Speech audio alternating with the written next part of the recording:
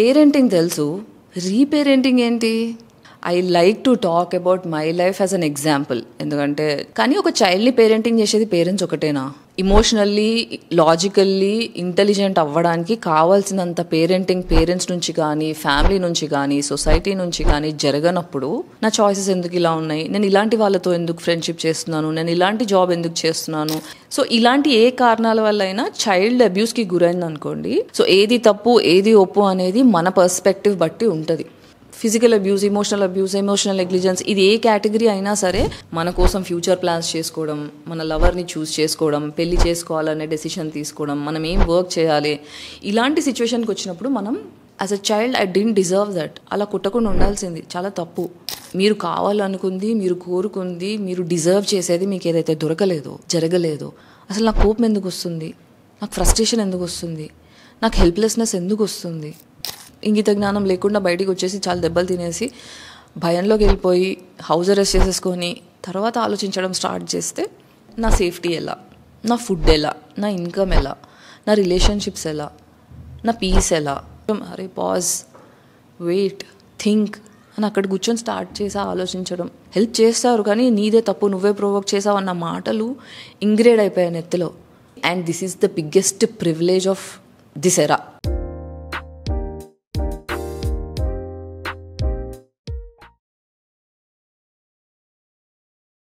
Hi, ఈరోజు నేను రీపేరెంటింగ్ గురించి మాట్లాడదాం అనుకుంటున్నా. పేరెంటింగ్ తెలుసు, రీపేరెంటింగ్ ఏంటి? సో రీపేరెంటింగ్ గురించి చాలా చెప్పాలి. ఎందుకంటే నా లైఫ్లో అంటే మోస్ట్ ఆఫ్ ద టైం నా గురించే మాట్లాడుతున్నాను మీకు అనిపించవచ్చు. ఎందుకంటే I like to talk about my life as an example. ఎందుకంటే చిన్నప్పటి నుంచి నా లైఫ్ గురించి నాకు ఒక క్లారిటీ ఉంది కదా, సో అందుకని నా లైఫ్లో జరిగిన సిచ్యువేషన్స్ని బేస్ చేసుకొని ఏదన్నా రెఫరెన్స్ ఉంటే పక్కా మాట్లాడతా. ఎందుకంటే నా లైఫ్ని కూడా నేను ఒక కేస్ స్టడీ లాగే చూస్తాను. డిసోసియేషన్ అనమాట, అంటే because of my ADHD and childhood trauma, dissociation personality నాది. అంటే నన్ను నేను కూడా ఒక థర్డ్ పర్సన్ పర్స్పెక్టివ్లో చూసుకుంటాను నా లైఫ్ని. దీని గురించి కూడా ఒకసారి మాట్లాడతా. ఫస్ట్ ఈరోజు అయితే రీపేరెంటింగ్ గురించి మాట్లాడదాం. రీపేరెంటింగ్ అంటే ఏంటి? పేరెంటింగ్ అంటే మనందరికి తెలిసిందే, పేరెంట్స్ ఉంటారు, పిల్లలు ఉంటారు, పిల్లల్ని చూసుకోవడం పేరెంట్స్ బాధ్యత. కానీ ఒక చైల్డ్ని పేరెంటింగ్ చేసేది పేరెంట్స్ ఒకటేనా? కాదు కదా. పేరెంట్స్ పేరెంటింగ్ చేస్తారు, దగ్గరున్న రిలేటివ్స్ అంటే ఇంట్లో ఉన్న పెద్దవాళ్ళు other than mother and father వాళ్ళు పేరెంటింగ్ చేస్తారు, సొసైటీ పేరెంటింగ్ చేస్తుంది, స్కూల్స్ పేరెంటింగ్ చేస్తాయి. అంటే ఒక చైల్డ్ ఎక్స్పోజ్ అయిన ప్రతి ఒక్క సిచ్యువేషన్, ప్రతి ఒక్క ప్లేస్, ప్రతి ఒక్క పర్సన్, ప్రతి ఒక్క సోల్ వాళ్ళని పేరెంట్ చేస్తారు ఫస్ట్ 7 years మినిమం వరకు. ఫస్ట్ 7 years అయితే పక్కా. దాని తర్వాత మనం అబ్జర్వ్ చేసుకునే దాన్ని బట్టి మనం పేరెంట్స్ని చూస్ చేసుకుంటాం, అంటే పేరెంటింగ్ ఎవరు చేయాలి మనని అనేది. సో ఇది బేసిక్, ఇది మనందరికీ తెలిసిన విషయమే. సో రీపేరెంటింగ్ ఎప్పుడు వస్తుందంటే యాజ్ అ చైల్డ్ నాకు పేరెంట్ నుంచి కావాల్సిన పేరెంటింగ్ ఒక ఫస్ట్ 7 years ఆఫ్ లైఫ్లో ఒక చైల్డ్ ఇమోషనల్లీ, లాజికల్లీ ఇంటెలిజెంట్ అవ్వడానికి కావాల్సినంత పేరెంటింగ్ పేరెంట్స్ నుంచి కానీ, ఫ్యామిలీ నుంచి కానీ, సొసైటీ నుంచి కానీ జరగనప్పుడు వాళ్ళకి చైల్డ్హుడ్ ట్రామా వస్తుంది, PTSD వస్తుంది, CPTSD వస్తుంది, చాలా చాలా మెంటల్ ఇష్యూస్ ఉన్నాయి. సో ఇవన్నీ గుర్తించిన తర్వాత మనకి క్లారిటీ వస్తుంది అసలు మనం ఎందుకు ప్రోగ్రామ్ అయ్యి ఉన్నాము as a person. Why am I like this, నేను ఎందుకు ఇలా ఉన్నా, నా డెసిషన్స్ ఎందుకు ఇలా ఉన్నాయి, నా చాయిసెస్ ఎందుకు ఇలా ఉన్నాయి, నేను ఇలాంటి వాళ్ళతో ఎందుకు ఫ్రెండ్షిప్ చేస్తున్నాను, నేను ఇలాంటి జాబ్ ఎందుకు చేస్తున్నాను, నా హెల్త్ ఇష్యూస్ ఎందుకు ఇలా ఉన్నాయి, ఇవన్నీ కూడా మనకి parenting first 7 years of parenting మీద డిపెండ్ అయి ఉంటుంది. సో దీన్ని పేరెంట్స్ని బ్లేమ్ చేయొచ్చా అంటే ఎవరికి ఎంత అర్థమైతే అంత నేర్పిస్తారు. కాబట్టి అవర్ పేరెంట్స్ ఆల్వేస్ డూ, అంటే వాళ్ళు చిన్నప్పుడు బ్రతికిన లైఫ్ కంటే నా పిల్లలకి బెటర్ లైఫ్ ఇస్తున్నా అనే పాయింట్లోనే ఎప్పుడు పేరెంట్స్ పిల్లల్ని పేరెంటింగ్ చేస్తారు. కాబట్టి they might not be Einsteins, they might not be great, but they did their best. So ఇది పక్కన పెడితే is their best the best, అంటే వాళ్ళు మనకిచ్చిన బెస్ట్ పేరెంటింగ్ ద బెస్టా, అది ఎంతవరకు ఎలా అర్థం చేసుకోవాలి. సో రీపేరెంటింగ్ ఏమవుతుందంటే పేరెంట్స్ వాళ్ళకున్న సర్వైవల్ మోడ్ బట్టి, అంటే ఇప్పుడు ఫర్ ఎగ్జాంపుల్ కొంతమంది పేరెంట్స్ ఇద్దరు జాబ్ చేస్తుంటారు, మదర్ జాబ్ చేస్తారు, ఫాదర్ జాబ్ చేస్తారు బికాస్ ఆఫ్ ఎకనామికల్ కండిషన్స్. ఇంట్లో డబ్బులు తక్కువ ఉన్నప్పుడు ఫ్యామిలీని సపోర్ట్ చేయాల్సి వచ్చిన పరిస్థితులలో, లేదా ఈ కాలంలో అయితే మనందరం ఇండివిజువల్గా అందరికీ డబ్బులు ఉండాలని డిసైడ్ అయ్యాము, రిసోర్సెస్ అందరికీ ఈక్వల్గా ఉండాలనే ఒక పాయింట్లో ఎవ్రీబడి ఈస్ వర్కింగ్. బట్ మన పేరెంట్స్, ప్రీవియస్ జనరేషన్స్ అందరి పేరెంట్స్ దగ్గరికి వస్తే ఒకప్పుడు ఆడవాళ్ళు చాలామంది ఇంట్లో ఉండేవాళ్ళు, మగవాళ్ళు జాబ్ చేసో బిజినెస్ చేసో డబ్బులు తెచ్చేవాళ్ళు. But later it is evolving. So ఇద్దరు పేరెంట్స్ వర్క్ చేస్తున్నప్పుడు వాళ్ళిద్దరు చాలా మంచి పేరెంట్స్ అయినా సరే పిల్లలకి ఫస్ట్ 7 years, ఫస్ట్ 14 years అంటే టీనేజ్ వచ్చి 18 years అంటే ఓట్ హక్కు వచ్చేదాకా కూడా మనం కిడ్స్ లాగే చూడాలి. సో ఈ కిడ్స్ ఉన్నంత వరకు పేరెంట్స్ ఇమోషనల్గా సపోర్ట్ చేయలేకపోయారు అనుకోండి, అంటే ఆఫీస్లో స్ట్రెస్ ఎక్కువ అయిపోవడం వల్ల లాస్ట్ అయిపోయి ఉంటారు, లేదా వాళ్ళ జీవితాలలో జరుగుతున్న ఏదో ఒక లొల్లిల వల్ల వాళ్ళు ఏదో ఒక దాంట్లో బిజీ అయిపోయి వాళ్ళకి కావాల్సిన జవాబులు దొరకక వాళ్ళు మైండ్లో కొట్టేసుకుంటున్నప్పుడు ఏమైపోతుందంటే ఎక్కువ సబ్కాన్షియస్ బ్రెయిన్ తినేస్తూ ఉంటుంది పేరెంట్స్కి. ఆ టైంలో చైల్డ్ ఎదురుగా వాళ్ళు స్ట్రగుల్ అవుతున్న దాన్ని చూడలేరు, ఎందుకంటే సబ్కాన్షియస్ మైండ్ వాళ్ళని బిజీ పెట్టేసింది వాళ్ళ ప్రాబ్లమ్స్తో. అందుకే పేరెంట్స్కి కళ్ళ ముందర లొల్లి కనిపిస్తున్నా కూడా లొల్లి మీద ఫోకస్ చేసేంత కెపాసిటీ, మెంటల్ స్పేస్ ఇవ్వకుండా లోపల బిజీ పెట్టేస్తుంది అనమాట. సో ఇది అందరం మనం ఒకప్పుడు జనరేషన్స్ గుర్తుపట్టలేదు కాబట్టి థ్యాంక్స్ టు థెరపీ ఇప్పుడు ఈజీ అయిపోయింది మనకి, through internet, through social media, through psychologist, everywhere books, psychology access అనేది చాలా ఈజీ అయింది కాబట్టి ఇవన్నీ మనం డిస్కస్ చేసుకోవడానికి చాలా easy. And this is the biggest privilege of this era.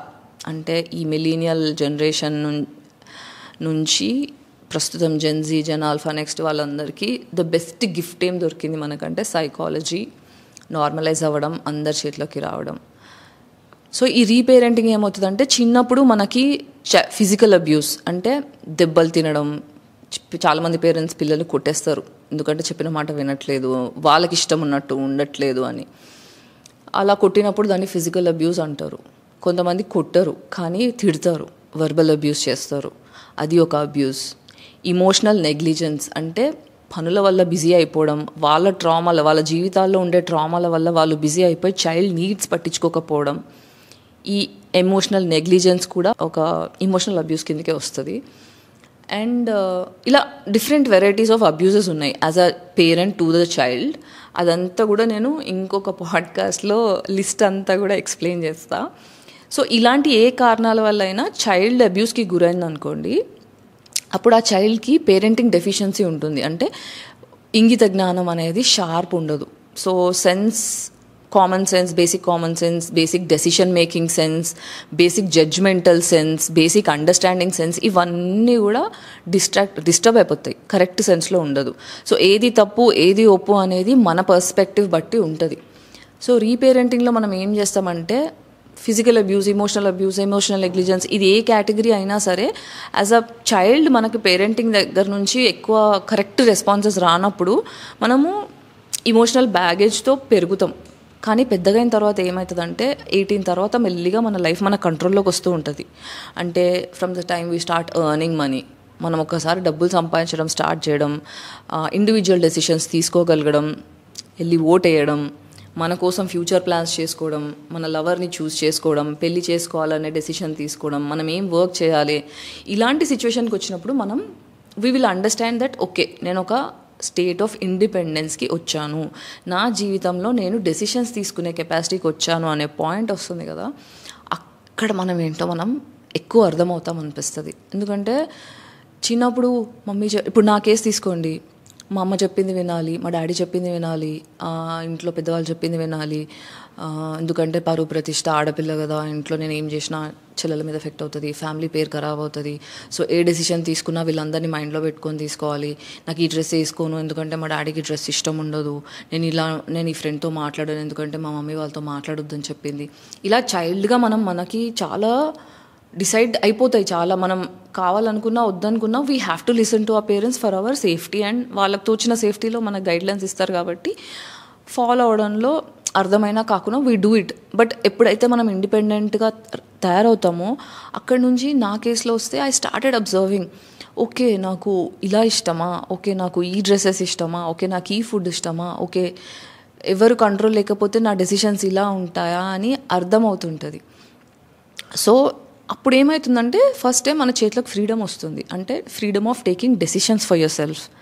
ఆ టైంలో మనం డెసిషన్స్ మోరల్గా తీసుకుంటున్నామా లేదా అనే సెన్స్ ఒకటి ఆన్ ఉండాలి. మొరాలిటీ అంటే ఏంటి? నిజాయితీ, ధర్మం, ఈ రెండు ఆలోచనలో ఉండాలి. అంటే ఈ డెసిషన్ నేను తీసుకుంటే ఇది వేరే వాళ్ళకి ఎలా ఎఫెక్ట్ చేస్తుంది, ఇది నాకు ఎలా ఎఫెక్ట్ చేస్తుంది, ఇది సొసైటీకి ఎలా ఎఫెక్ట్ చేస్తుంది, నన్ను నమ్ముకున్న నా ఫ్యామిలీ చుట్టుముట్టు మీద ఎలా ఎఫెక్ట్ చేస్తుంది. ఈ క్వశ్చన్స్కి మనం answers ఇచ్చుకోగలిగితే it will be nice. And అందరికన్నా ముందు ఫస్ట్ నేను. సో ఈ రీపేరెంటింగ్లో ఏమొస్తుందంటే నాకు ఒక చైల్డ్గా దొరకని ప్రేమలు, నాకు ఒక చైల్డ్గా దొరకని అటెన్షన్, నాకు చైల్డ్గా దొరకని basic privileges that a child should deserve, అవి నాకు దొరకనప్పుడు నేను పెద్దగయ్యా కాబట్టి నా ఇన్నర్ చైల్డ్ అంటే age is just a number అని చాలాసార్లు విన్నాం, తెలుసు కదా. ఏజ్ అనేది బాడీకి, సోల్ అనేది ఎప్పుడు చైల్డ్ లాగే ఉంటుంది. సో మనం ఏజ్ పెరిగిన కొద్దీ మన లోపల ఉన్న చైల్డ్ని ప్రొటెక్ట్ చేసుకోవడం మన బాధ్యత అయిపోతుంది. సో ఇది చాలా లేట్గా తెలుసుకున్న ఇన్నర్ చైల్డ్ గురించి. కాబట్టి therapy has help me for a fact. Psychology and therapy has help me. Inner child అనే ఒక కాన్సెప్ట్ గురించి మీరు రీసెర్చ్ చేయండి, లేదా నేను ఇంకో పాడ్కాస్ట్లో అది కూడా మాట్లాడతా. సో ఇన్నర్ చైల్డ్ అంటే మన యంగర్ వర్షన్కి ఫుల్ఫిల్మెంట్ రాలేదనుకోండి, అంటే ఒక చైల్డ్కి ప్రేమ, అందరి నుంచి కలెక్టివ్ ప్రేమ, పేరెంట్స్ నుంచి ప్రేమ, అటెన్షన్ ఇవన్నీ దొరకకపోతే ఆ చైల్డ్ అక్కడ ఆ ఏజ్లో మనం ఫ్రీజ్ అయిపోతాం. ఫర్ ఎగ్జాంపుల్ నాకు నేను ద ఏజ్ ఆఫ్ 5 నాకు ఏదన్నా జరగకూడదని జరిగి నేను మా పేరెంట్స్కి వెళ్ళి చెప్పుకోలేని పరిస్థితి ఉందనుకో, నా సబ్కాన్షియస్ బ్రెయిన్ అదొక విండో ఓపెన్ చేసేసి పెడుతుంది. ఎప్పుడు నాకు అన్యాయం జరిగింది, నాకు జస్టిస్ దొరకలేదు, నాకు అన్యాయం జరిగింది, నాకు జస్టిస్ దొరకలేదు అని ఎప్పుడు సబ్కాన్షియస్ బ్రెయిన్లో మనం తినేస్తూ ఉంటుంది. దాన్ని వ్యాలిడేషన్ దొరికేదాకా, దాని జవాబు దొరికేదాకా ఆ విండో క్లోజ్ అవ్వదు. దానివల్ల డిప్రెషన్, ట్రామాలన్నీ పెరగడం. సో మనం రీపేరెంటింగ్ అంటే ఏంటంటే యాజ్ అ చైల్డ్ మనకి ఏ విండోస్ అయితే క్లోజ్ అవ్వలేదో, మనకి ఏ విషయాల్లో అయితే క్లోజర్స్ దొరకలేదో ఆ టైంకి వెళ్ళి, అంటే ఆ సిచ్యువేషన్కి వెళ్ళి కళ్ళు మూసుకొని మెడిటేషన్ అనుకోండి, ఏదన్నా అనుకోండి, కళ్ళు మూసుకొని ఇప్పుడు నేను పెద్దగా అయిపోయినా, ఫర్ ఎగ్జాంపుల్ నా గురించి చెప్తా. ఇప్పుడు నేను పెద్దగా అయిపోయినా, నాకు చిన్నప్పుడు మా అమ్మ కొట్టింది, మా నాన్న కొట్టారు. So I felt injustice as a child. I didn't deserve that. అలా కుట్టకుండా ఉండాల్సింది, చాలా తప్పు. బట్ జరిగిపోయింది. ఇప్పుడు నేను ఏం చేయలేను. ఇప్పుడు నేను ఏం చేయగలుగుతా? కళ్ళు మూసుకొని నన్ను నేను హగ్ చేసుకొని, హగ్ కూడా ఇలా షోల్డర్స్ పట్టుకొని కళ్ళు మూసుకొని, నీకు నేనున్నాను, I can take your responsibility, no you are safe in my hands, no I know how to take care of you. నీ కోరికలు ఏంటో నాకు తెలుసు, నీ కోరికలు ఏం తీరలేదో నాకు తెలుసు. ఇప్పుడు నేను ఫైనాన్షియల్లీ ఇండిపెండెంట్ ఉన్నా, ఇప్పుడు నేను నా డెసిషన్స్ నేను తీసుకోగలుగుతున్నా, కాబట్టి నీకు ఏమేమి కావాలో నాకు చెప్పు, నేను చేస్తా అంటే మన ఇన్నర్ వాయిస్ మనతో మాట్లాడుతుంది. యాజ్ అ చైల్డ్ నాకు ఇది కావాలి కానీ అది జరగలే, నేను ఇది చేద్దాం అనుకున్నా కదా అది జరగలే, ఇది కావాల్సి ఉండే నాకు అది జరగలే. అవన్నీ లిస్ట్ చేసుకోవాలి. దీన్ని జర్నలింగ్ అంటారు. సో జర్నలింగ్ మనకి చాలా అంటే చాలా హెల్ప్ చేస్తుంది. ఎందుకంటే మనం కూర్చొని ఆలోచించామనుకోండి, ఆలోచించినంత వరకే మనకు ఆ విషయం గుర్తుంటుంది. నెక్స్ట్ సెకండ్ ఈ ఆలోచన కాకుండా వేరే పనిలో పడ్డామంటే దీని గురించి మర్చిపోతాం. మళ్ళీ ఎప్పుడో డిప్రెస్ అయినప్పుడు మళ్ళీ ఓపెన్ అయిన సబ్ కాన్షియస్ బ్రెయిన్లో ఓపెన్ అయిన విండో మళ్ళీ పాపప్ అవుతూ ఉంటుంది. సో ఆ విండోని క్లోజ్ చేయాలి. ఎలా చేయాలి అంటే first we should write as a child మనకేం దొరకలేదు, ఫ్రమ్ ఫ్యామిలీ కానీ, ఫ్రమ్ సొసైటీ కానీ, ఫ్రమ్ స్కూల్ కానీ, ఫ్రమ్ రిలేటివ్స్ కానీ, టేక్ ఎనీబడి. మీరు కావాలనుకుంది, మీరు కోరుకుంది, మీరు డిజర్వ్ చేసేది మీకు ఏదైతే దొరకలేదో, జరగలేదో అవన్నీ లిస్ట్ అవుట్ రాసుకొని, ఇప్పుడు నేను అవి చేయగలుగుతానా, నాకే ఒక కూతురుంటే, నాకే ఒక కొడుకుంటే ఇవి నేను వాళ్ళకి చేయగలుగుతానా, ఒకవేళ చేయగలిగితే ఫస్ట్ నాకు నేను చేసుకొని అన్న ప్రతిసారి. ఇప్పుడు ఫర్ ఎగ్జాంపుల్ చిన్నప్పుడు నాకు ఒక బొమ్మ కొనుక్కోవాలనిపించింది. అది నేను కొనుక్కోలేకపోయాను, ఎందుకంటే మా పేరెంట్స్ కొనియలేదు. ఏదైనా కారణాలు కావచ్చు, ఇష్టంతోనో హేట్తోనో, what ever could be the reason. నాకు ఆ బొమ్మ కొనుక్కోలేదని చిన్నప్పుడు చాలా జిద్దు మీద ఉండి నాకు అది జరగలేదు. సో ఇప్పుడు నేను ఏం చేస్తా, ఓకే చిన్నప్పుడు నాకు ఆ బొమ్మ కావాల్సి ఉండే కదా అని చెప్పి ఇప్పుడు వెళ్ళి, now I have money, now I'm independent, ఇప్పుడు వెళ్ళి బొమ్మ కొనుక్కొని ఆ బొమ్మతో కొన్ని రోజులు ఆడుకుంటే యాజ్ అ చైల్డ్ నా కోరిక తీరింది. సో ఒక సబ్ కాన్షియస్ బ్రెయిన్లో చిన్నప్పుడు నాకు ఇది జరగలేదు అనే ఒక విండో ఏదైతే ఓపెన్ అయిందో అది క్లోజ్ అయిపోతుంది.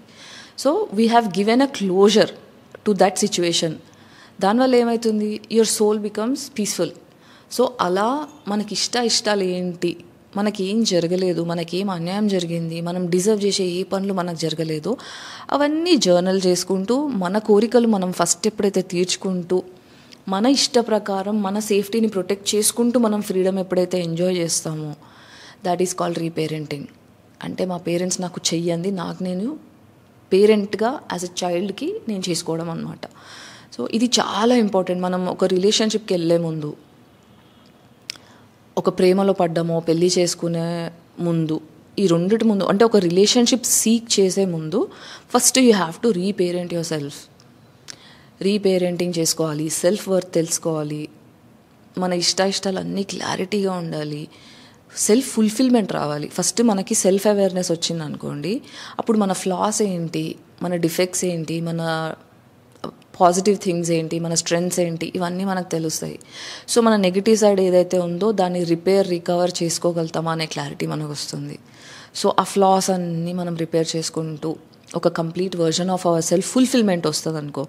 సెల్ఫ్ వర్త్కి సెల్ఫ్ ఫుల్ఫిల్మెంట్ వచ్చినప్పుడు then we're ready for marriage or for relationship. So parenting miss అయినా ఏం పర్లేదు, పెద్దగా అయిపోయాం, సైకాలజీ అవైలబుల్గా ఉంది, జర్నలింగ్ చేయండి, రాసుకోండి. మీకు ఎవ్వరూ వినడానికి లేరు, చాలా లోన్లీగా ఉందంటే అట్లీస్ట్ పెన్ను పేపర్ పట్టుకొని రాస్తే. సో మనం ఎప్పుడైనా లోన్లీ ఉన్నప్పుడు నాకు ఎవ్వరు లేరు, నేను ఏంటి ఇంత లోన్లీగా ఉన్నా, నాకు ఒక్కదాన్నే ఉండాలంటే భయం వేస్తుంది, నాకు ఒక్కడికే ఉండాలంటే భయం వేస్తుంది, లేదా నాకు చాలా లోన్లీగా అనిపిస్తుంది అన్న పాయింట్ మనని ఇబ్బంది పెట్టింది అనుకోండి, ద ఫస్ట్ క్వశ్చన్ మనం అడుకోవాల్సింది ఏంటంటే, వేరేళ్ళు వినడం పక్కన పెట్టు, నా బాధలు నేను ఎప్పుడన్నా విన్నానా, వేరేళ్ళు వినాలని ఎందుకు అనుకుంటున్నాను, నేను ఎప్పుడన్నా నా బాధలు తీర్చుకునే ప్రయత్నం చేశానా అనే క్వశ్చన్స్ నేను లాస్ట్ ఇయర్ నాకు నేను వేసుకున్నా.